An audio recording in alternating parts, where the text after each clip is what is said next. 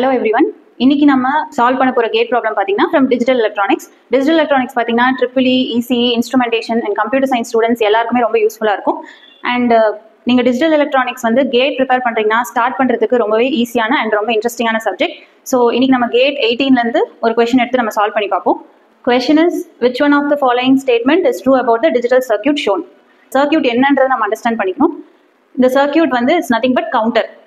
Counter is simply registers with some combinational logic circuits to perform counting.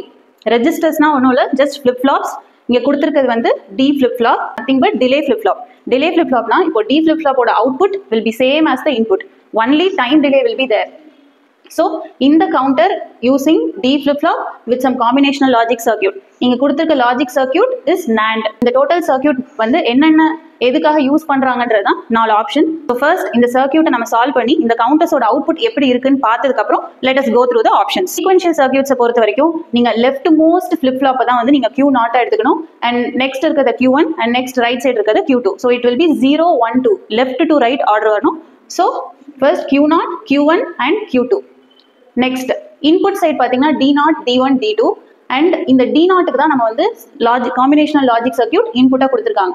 So D0 என்ன இன்புட்டாக வரும் அப்படின்னா Q1, Q2 அதோட NAND operation. So D0 is nothing but Q0 into Q2 the whole bar.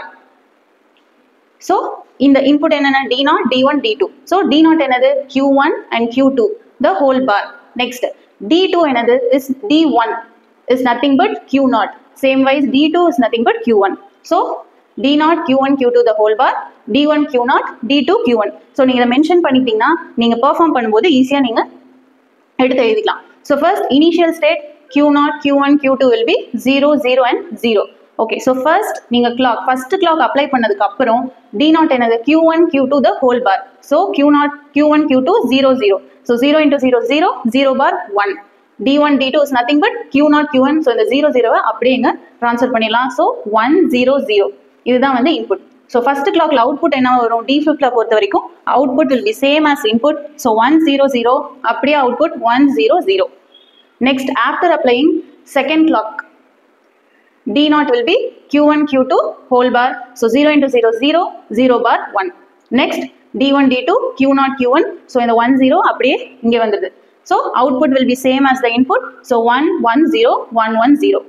Next after applying third clock D0 will be Q1, Q2 the whole bar. So 1 into 0, 0, 0 bar 1. Next after applying fourth clock, D0 will be Q1 into Q2 the whole bar. So 1 into 1, 1, 1 bar 0.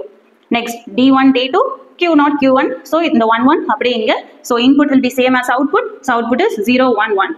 So இதே மாதிரி நீங்க perform பண்ணீங்கன்னா after sixth pulse output is 1, 0, 0. This operation we have to conclude what is the modulus of the counter. So mod n அப்படின்னா என்ன அப்படின்னா இந்த n எதை denote பண்ணுதுன்னா இந்த கவுண்டர்ல வர்ற ஒரு output after applying how many clock pulses the output is repeated. So அதுதான் இந்த எண்ணை டினோட் பண்ணும். ஸோ நம்ம இதை பார்த்தோன்னே சிக்ஸ்த் கிளாக்னு சொல்ல முடியாது. ஏன்னா sixth clock is you can say it is sixth clock. ஏன் அப்படின்னா 1, 0, 0ன்ற output after applying 5 clock pulses தான் மறுபடியும் 1, 0, 0 வந்திருக்கு. ஸோ mod வந்து n denotes after how many clock pulse. So n is 5 here. கவுண்டரை நம்ம frequency divider சொல்லுவோம். ஏன்னா after applying input frequency எப்பயுமே ஒரு counter reduces the input frequency. So அதனால நம்ம கவுண்டர் frequency divider சொல்லுவோம்.